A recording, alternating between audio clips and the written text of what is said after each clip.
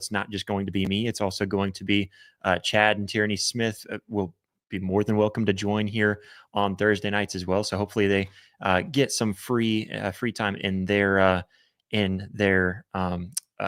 schedules in order to jump on here on Thursdays. We're doing live call-in shows, so very excited about that. Very excited to allow you guys to jump in here. I am going to post that call-in link right now. I'm actually copying and pasting right now. I had to make sure that everything was working on YouTube since the X page was not working. But everything looks like it's going good on YouTube. Hit that like button, hit that subscribe button.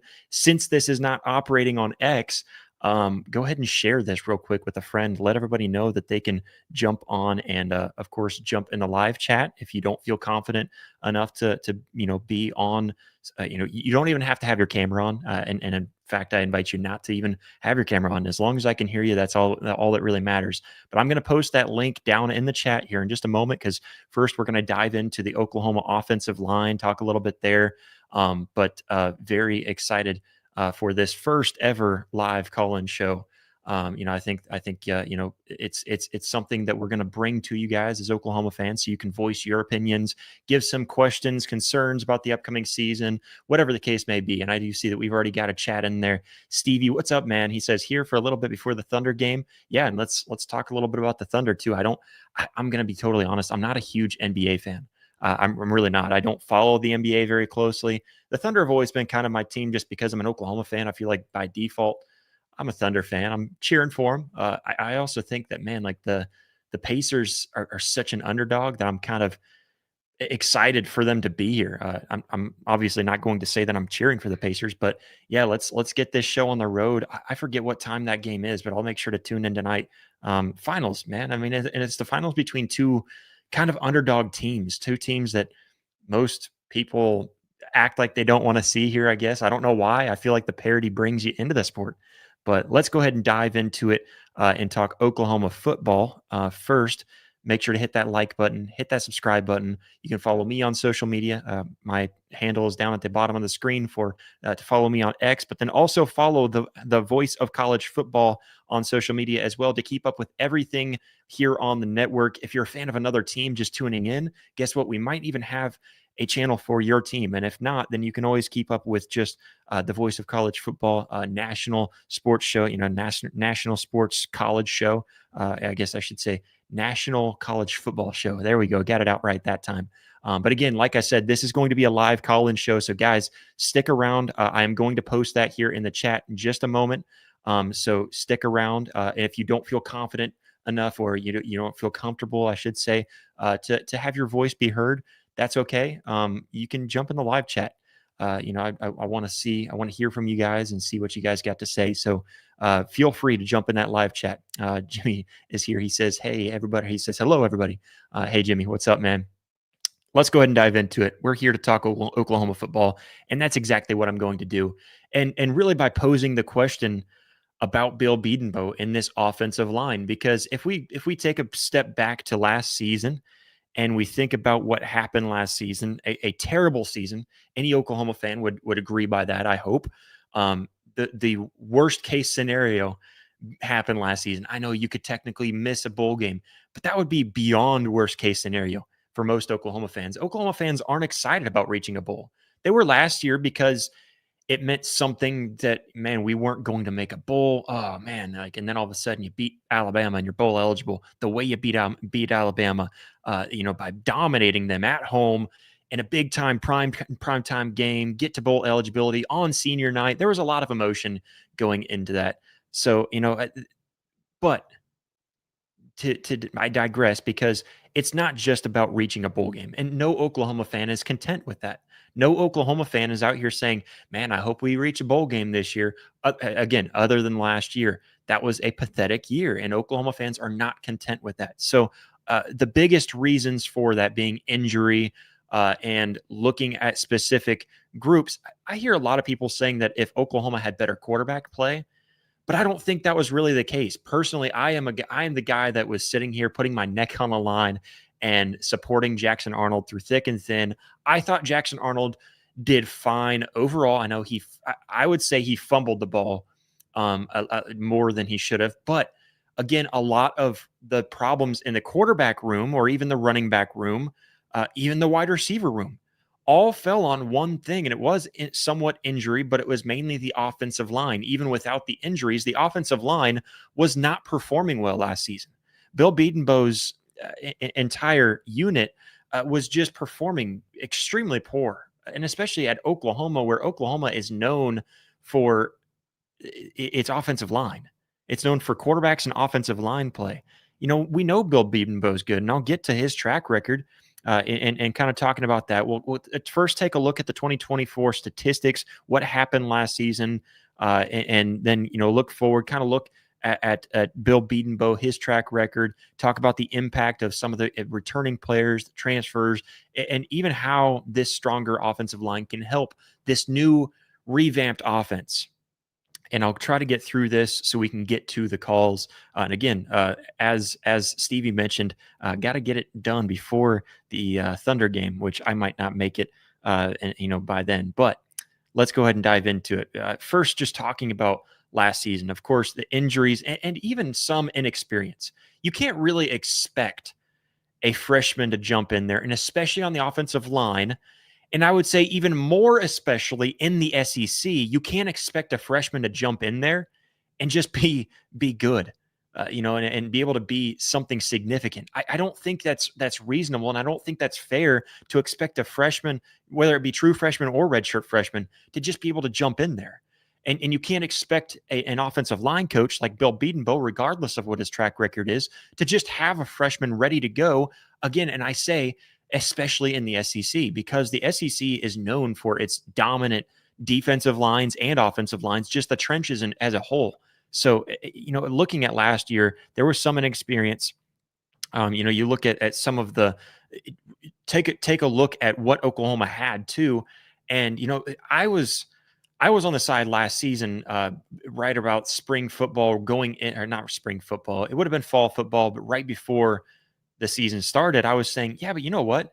I'm not too worried about our offensive line because, I think Oklahoma's offensive line will be just fine because of Bill Bedenbaugh. And I know that there's new guys, but you got to think about it. Oklahoma lost all 5 starters from the 2023 season going into 2024. And they were kind of forcing to rely on these young players and guys that weren't familiar with each other in a unit that is the offensive line. If you don't understand this, is probably one of the worst in terms, and the hardest in terms of trying to find some sort of rhythm with the guy next to you. It relies on a cohesion more than just about anywhere. Obviously, quarterback to receiver, that requires some, but I'm just talking as a unit, as a whole, as one specific unit. The offensive line is extremely hard. For example, wide receivers. You take 2 wide receivers on each side of the field and they run their routes a little odd. It's going to throw the game off, but you can probably still work with the one receiver. You think on a defensive side of the ball, if the 2 linebackers, one screws up, the other one might be able to pick up the slack. Defensive ends, if you have one solid defensive end and the other one's not so great, you can still at least put some pressure on one side. You want balance everywhere, but the offensive line is probably the worst because one piece causes a lot more work on the rest. So, and that was proven last year. Think of all the injuries with Jacob Sexton and Gary and Hatchett, Troy Everett. I'm trying to think of who else. I mean, basically everybody was injured on that offensive line, and injuries played a huge part of Oklahoma's terrible season last year. But it was several different, and I had this stat at one point, and I didn't feel like digging in and trying to find it tonight, but Oklahoma went through so many different variations of starting lineups in the first 6 to 8 games.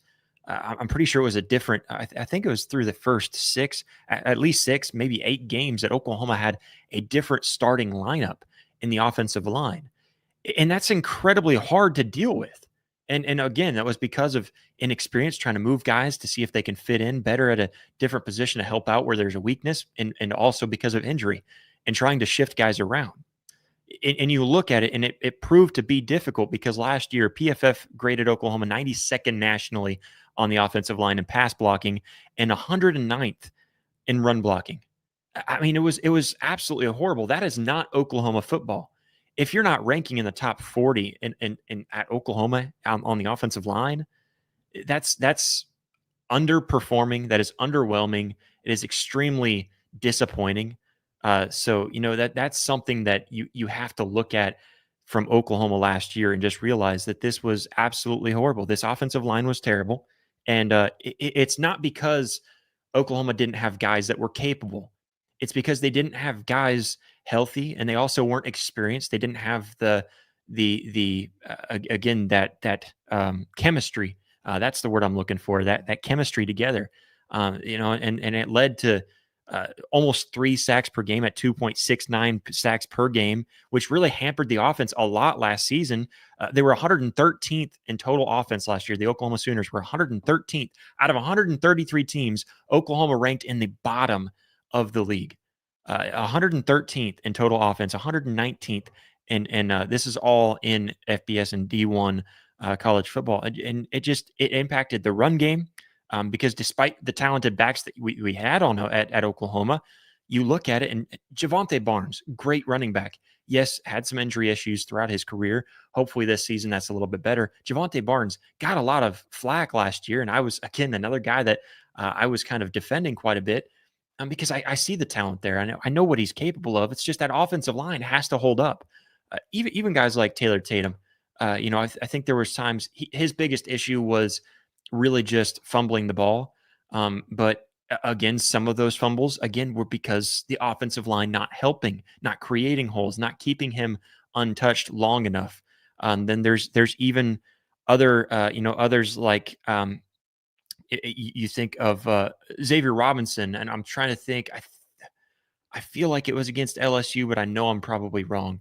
It might have been against Air Force in the bowl game that I'm thinking of, where he just didn't really have a great game, and it's not because Xavier Robinson isn't a great running back, because he proved to be just that, especially against Alabama. It's just that sometimes really all the time, when that offensive line is not working, it throws off the passing game. It throws off the running game. It's just not going to work. And of course, you also look at it how the SEC, a lot of SEC fans want to say, see, Oklahoma, you weren't ready to come into the SEC. Your offensive line, that's where you need to improve the most. You need to be ready to go on that offensive line. And that you guys are terrible. You got exposed in the SEC. That's what a lot of SEC fans are. It's what a lot of I don't want to say casuals, but that's what a lot of SEC fans were kind of throwing at Oklahoma last year, and that's not the case. Oklahoma is good on the offensive line and can be good on the offensive line. It's just you have to have your guys healthy, and you also have you can't allow them to be in the situation they were last year, where no one was familiar with each other. No one was familiar with the guy next to him. And I feel like this season Oklahoma has a little bit more familiarity. And then again, you can blame it on inconsistent quarterback play, but I personally don't feel like that was the case. I know Jackson Arnold got pulled, and then I was in the boat that I don't think he ever should have. I think he should have been pulled in the Tennessee game, sit out the rest of the Tennessee game. There's no reason to even have him out there. But I was not on board with sending Michael Hawkins Jr. out there against Auburn. Now, I love the kid. I'm supporting him all the way. I'm not trying to cut down Michael Hawkins Jr. I just didn't think that he was ready for that situation. I know he had the big run. You take that big run out of it. I personally didn't think that he was really ready for that. And then Texas game really proved me to be right, in my opinion. And then the South Carolina game even proved me even more right. So that's just kind of where I saw that. Going in back to last season, I know that there was some inconsistency in quarterback play, but a lot of that dealt with the offensive line. I see that we're getting some people in, so I'm going to go ahead and post this link. Again, all you have to do, if you want to call in, click on that link. You'll have to go to that link, and then you can keep your camera off, and I would encourage that. Just make sure that you can be heard, and that's all that I need from you. So if you click on that link, whenever we get to it, I will bring you guys in. So please feel free to call in by clicking that link. I just posted it. It's down in the description below, but then I also just posted it in the live chat as well. So check that out. Share that on social media if you would too. Let people know that they can call in, because we weren't able to get this show live on the social media channels. So let's get to those callers here in just a moment. But getting back to the offensive line and talking about Bill Bedenbaugh, talking about his track record, because I think a lot of people lost faith in Bill Bedenbaugh, and I can understand that. I can understand that you see how terrible the offensive line performed, that you would blame the coaching staff, which I think in most scenarios you blame the coaching staff before you blame the players. Most scenarios, I do believe that to be the case. But last season, I mean, you have to think about everything that went into that. Again, you didn't have guys that were familiar with each other, so no chemistry there on the offensive line. Again, and one of the toughest to perform without that chemistry. And then you had all the injuries that you had to deal with. Dealing with all of that as an offensive line coach, I don't know how you're supposed to get out of that. Think about what Bill Bedenbaugh has established at Oklahoma and really throughout his career. One of the nation's top offensive line coaches. If Oklahoma were to drop him, he would be picked up immediately by another school if he chose, and he would have a list to choose from. Bill Bedenbaugh is not a bad coach. He's had plenty of guys. He joined back in 2013, I believe, and he's produced 13 NFL draft picks, including 9 offensive tackles with first rounders like Anton Harris, Tyler Guyton. He's had some guys that have gone on. I believe Cody Ford. I'm trying to think who else. Orlando Brown, I think, also would have been under Bedenbaugh. This is just kind of off the top of my head and going back for you guys. But Anton Harrison and Tyler Guyton are 2 guys recently that went to the NFL and were produced by Bill Bedenbaugh. And so he's got the track record. He's got the track record that you can look back at and recognize that he knows what he's doing. And even in recruiting, they had a great recruiting class this last recruiting season, and he's even doing pretty good in this upcoming recruiting class as well. And we've been talking a little bit about it here on this channel, and we'll dive into it even more. But with guys like Michael Fasusi and Ryan Foje, two huge transfers that they both could see the field this season. I don't know if it's going to be consistent, and I think they'll both see the field this season. I don't know if either of them will get any starting time, but that's possible. And I've heard that that's possible. So I think that's something for Bill Bedenbaugh and his legacy and what he's done. Looking at that, and I know he faced some criticism, but he secured one of the best. I think probably one of, if not the best, recruiting class in his tenure here, and also adding some key transfers, which we'll get to in a moment.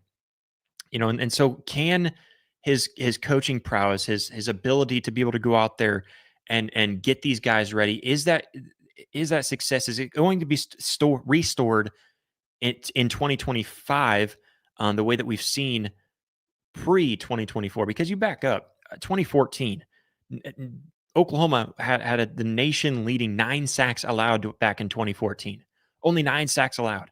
2016 tied for 36 with only 21 sacks allowed. And then 2023, only 24 sacks allowed. That's the difference that 1 year made. So you can't tell me that Oklahoma drops off that bad just because the offensive line coach. I don't buy it. I really don't. I think that's incredibly ignorant to blame Bill Bedenbaugh for one bad season. I'm going to get into some of the returning players and transfers, but first, big reminder to you guys, this is a live call-in show. Of course, jump in the live chat. I see plenty of guys jumping in the live chat right now. But then also you can call in. That link is down in the description below, and I posted it in the live chat as well. So please feel free to call in. Check that out, and I will get to call-ins here in just a moment. So make sure to hit that link to go and to call into the show tonight. This is something new that we're trying out. So the more that it gains traction, the more we're going to open it up, the more fun it's going to be, the more engagement we'll get with it. So of course, hit that like button, hit that subscribe button if you haven't already. That's a huge way to help the show and help this live show specifically as well. But let's get to some of the returning players. Of course, you got guys like Jacob Sexton, a redshirt senior, if memory serves me correctly. He's expected to be healthy this year, which would be huge. I think Jacob Sexton showed a lot of potential. Of course, Troy Everett, who's really versatile because you saw him last season come in at center and guard, being able to jump around. It's huge to have him, and as long as he can stay healthy. And of course, you got guys like Fabechi Wiwu, Eddie Pierre-Louis, who really didn't see a whole lot of field last season, but a lot of people thought they should have. And guess what? those people aren't totally wrong. You're not wrong for wanting to have put the freshman in, and I get it, especially after Alabama. Why not put the freshman in? What do you have to lose? You made a bowl game, and you weren't really expecting that when you faced Alabama. So why not just close out the season? I think that would have been two games, Mizzou and LSU, if memory serves me correctly. Just let those freshmen play it out. Or even honestly, before the Alabama game, a lot of fans wanted to see the young guys in. Why not just see what they are capable of? Yeah, maybe it goes south, but guess what? It can't go much further south than what it was last season. And I get that. I also understand why you wouldn't want to put young guys in last season. But you got Jake Taylor also coming back.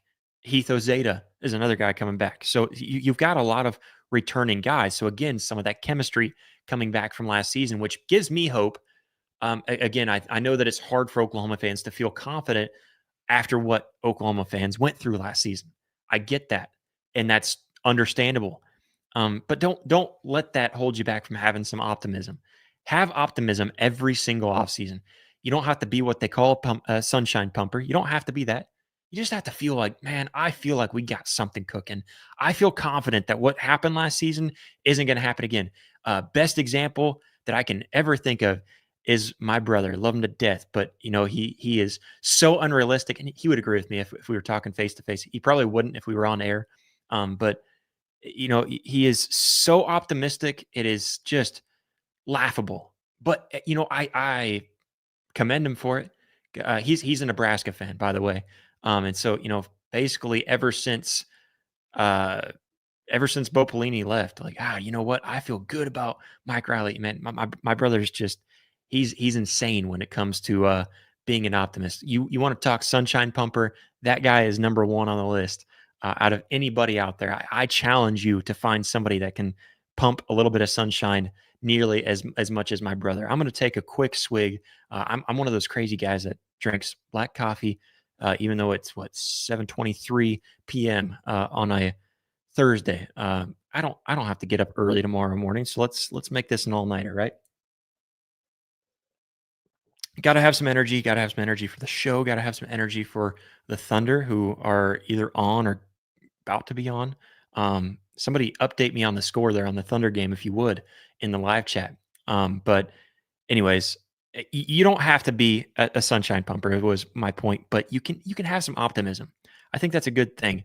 Going into some of the transfers for Oklahoma, I think this is where it really feels good. It feels solid because you picked up a couple of transfers, in my opinion, that I think can be huge for Oklahoma. First, you had Stanford's Luke Beklenko, which is the big one, uh, a big one, I should say. That was the most recent. And then you've also got Jake Mikula, and I might be saying his last name wrong. I forgot to look up the pronunciation.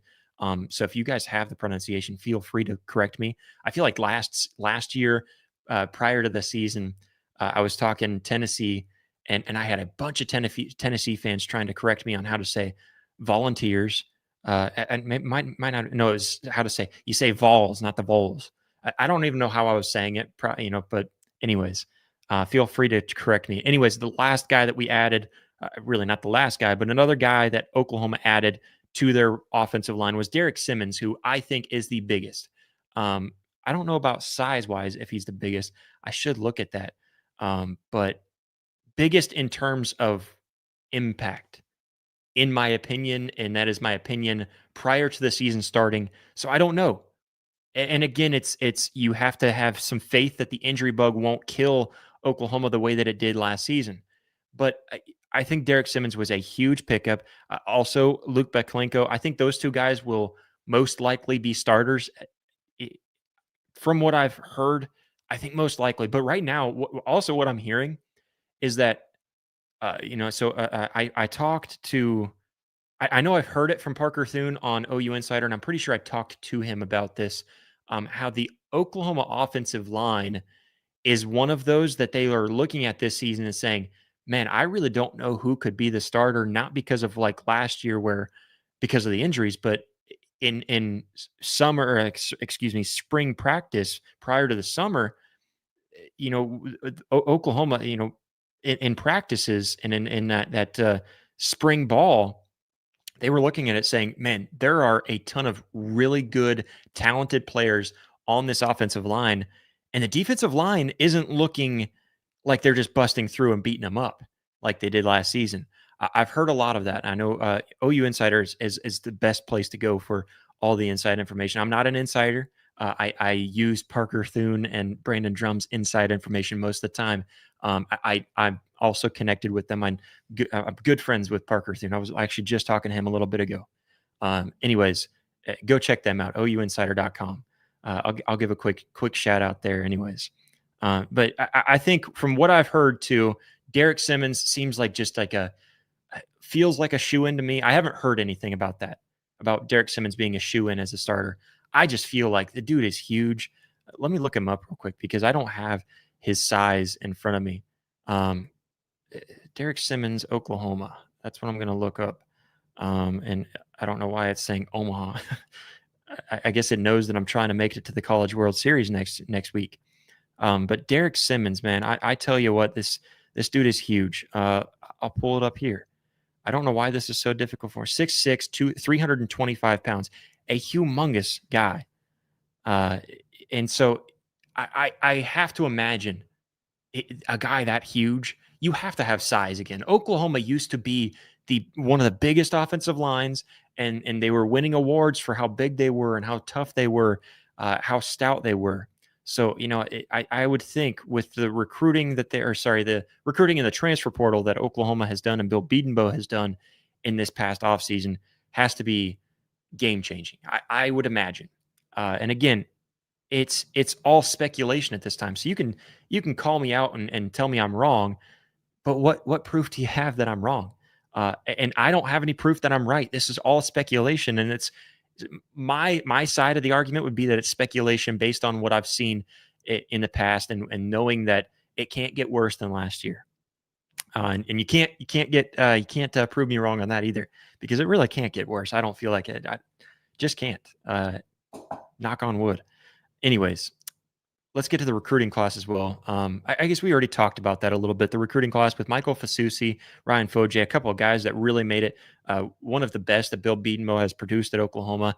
And of course, the biggest thing that is going into this season, you think of guys like Sexton and Everett, and trying to think of who else is coming back that had some, I think Heath Ozeta, I think he had some injury issues.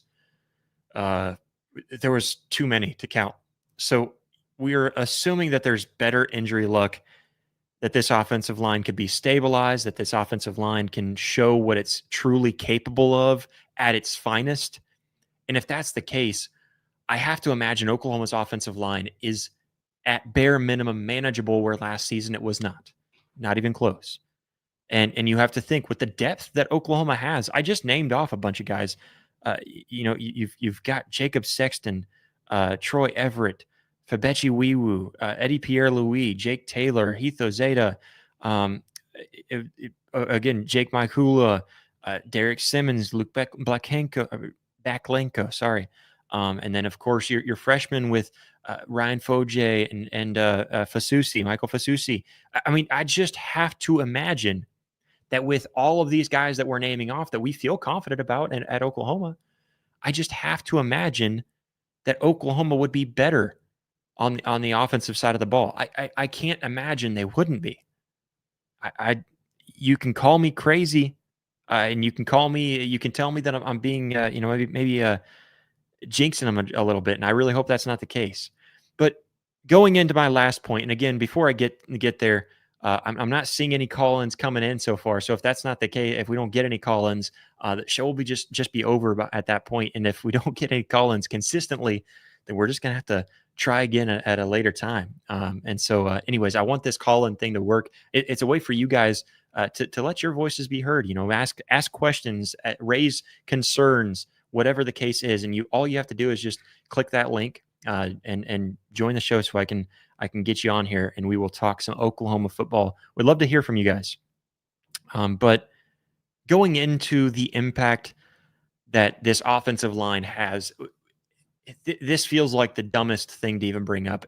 if you know anything about college football at all, if you've watched a game, then I don't really have to explain to you that the offensive line helps the offense more than anything on the field. You can have the greatest quarterback in the world, but if you have a terrible offensive line, it's not going to do you any good. I'm not saying that Jackson Arnold or Michael Hawkins Jr. are the greatest quarterback in the world. I think both of those guys are extremely good quarterbacks and have extremely high ceilings. And it didn't show one bit from what you saw last season.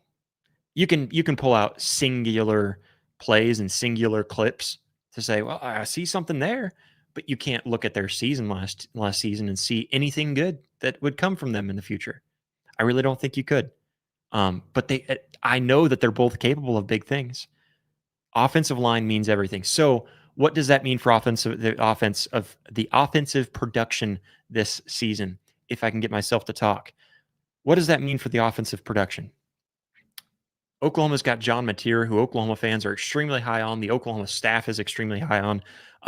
All of the media guys that have been and seen him throw in practice, if you saw him throw it at the not spring game, but the Crimson Combine, just seeing how he spins the ball, how that ball comes out of his hands, and seeing his highlights from last season. We had somebody commenting on this channel about kind of trying to call me out about overhyping John Mateer because of one or two bad games. Do you realize like what stats he put up last season? Do you not realize what their offense was capable of? Yeah, they didn't win games, but you can't blame that on one guy. Do you realize the tier of talent that John Mateer has at Oklahoma versus Washington State? Yeah, he's going against tougher talent, but he's got way better talent. I think if you were to take Washington State's offense last season and just take that entire offense and move them over to Oklahoma right now, that they would perform pretty well against the SEC. I'm not saying great. I'm saying like they would fare in the SEC. I genuinely think that. I saw enough last season to believe that. You can call me crazy for that, but you think of John Mateer's dual threat ability and how much that relies on the pocket to hold up, because you have to have time to go through your progressions. Last season, the biggest issue for both Jackson Arnold and Michael Hawkins Jr. when they were getting sacked, it was because they just didn't have any time at all. No time. So, you have to give the quarterback time, and especially a dual threat quarterback, because he has to have time to read the defense and see what's going on. If he sees man coverage and there's wide open grass, he has time to take off and do what he does best and just make yardage out of nothing. So you have got to rely on that. I mean, the dude was absolutely phenomenal last season. He had 826 rushing yards last season, double digits and rushing touchdowns. I don't have the stats up in front of me, but he's got to have time in a clean pocket to throw. And you've got to reduce that from 2.69 sacks per game down to like less than one is what you really want. Honestly, you want less than one sack if you can. But to be totally fair, you're in the SEC now. If you're allowing just under 2 sacks a game, you're a solid offensive line. I believe that. If you can only allow one to 2 sacks per game, then you're doing all right. But you can't be allowing almost 3 sacks per game. And it's not just the sacks. The sacks is misleading because Oklahoma allowed a lot of sacks, but a lot of the broken plays and a lot of the broken offense last season wasn't even from getting sacked. It was from just the total pressure.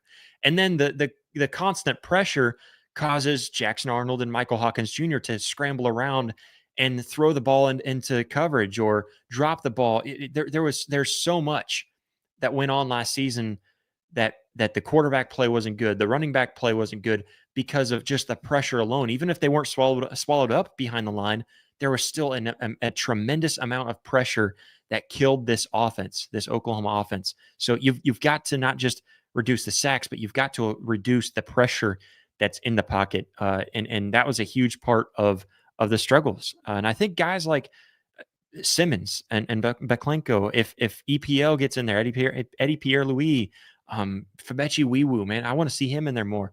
Eddie Pierre-Louis is one guy that I think fans really want to see in there because he's just an aggressive SEC type offensive lineman. He's a young guy that wants to prove himself and go out there and just cause violence. And that's what Oklahoma fans really, really want. So yeah, I mean, there's a lot there. And of course, I even think that the offensive line can perform better because of the players around it. It had a lot of pressure last season because of the injuries, because of the the inexperience with each other, the chemistry. Because of that, there was a lot of pressure on this offensive line, and it was the first season in the SEC, the toughest defenses that this team has seen throughout an entirety of its season ever, possibly, maybe not ever, because old Big 12 and Big 8 days, those were tough. So I won't say ever, but in recent, and I would say in the 2000s plus, that the SEC is just different. It is. It's much tougher, especially in the trenches. So there was a lot of pressure on the offensive line, which could have caused some of that failure on the offensive line, and I'll concede that to them. And of course, you got to think of the running game as well, opening up lanes for Jaden Ott or Xavier Robinson, Javante Barnes. So, and I'll go down with the running backs too. We'll break down the running backs. I was about to get into that, but I'm not going to do that right now. Jaden Ott, I mean, the dude, he has elite talent capabilities, and that's why he was one of the top guys in the transfer portal. That's why he's talked about by talking heads all over. He had an amazing freshman year. I think he had over 1,200 rushing yards. An All-American running back his freshman year, and that was at Cal in one of the best Pac-12 years. So I mean, he showed out in one of the best, and I would say the best defensive Pac-12 that I had ever seen was in 2023. So you can't even give me the excuse that he didn't play against good teams. Let's pull this up real quick. What was Cal's schedule? 2023. 2023, they played against Texas Tech, Stanford, Oregon, USC, Washington State, UCLA. Trying to see, make sure I don't get this wrong. SMU is on here. I don't know if this is right, but I do know for a fact. Yeah, so Utah. Talk about good defenses. Utah, Oregon State had one of the best defenses they'd had in a long year or in a long time in 2023. They went against them. They went against. That's in 2024. Let me back up here. Got to make sure I'm staying in the 2023. This is when Jaden Ott was running for Cal, going against Utah. Oregon State had one of the best defenses I'd seen in a long time. Washington, who made it to the national championship that year. Let me pull that game up real quick because in the rushing yards, so he really didn't have a great game there. He had 40 yards and a touchdown. He only touched the ball 14 times though, so didn't have a good game. But I really don't know what else happened in that game as well. Back in 2023. Yeah, I mean, that was the best that the Pac-12 had been in a long time in 2023. And that's the season that Jaden Ott had his big season, his only season because of injury. And again, you have to be worried about injury, especially at Oklahoma. My point is, offensive line has to help with his production. He's kind of an elusive guy. He's not much of a power guy, although he can shuck some tackles. He's more of that elusive, speedy, jumpy guy. I was just talking to somebody about this. Roy Finch, if you remember, Roy Finch, that's his name, right? Don't want to butcher names on here, especially great guys. If you remember Roy Finch, he reminds me of him. Yeah, Roy Finch.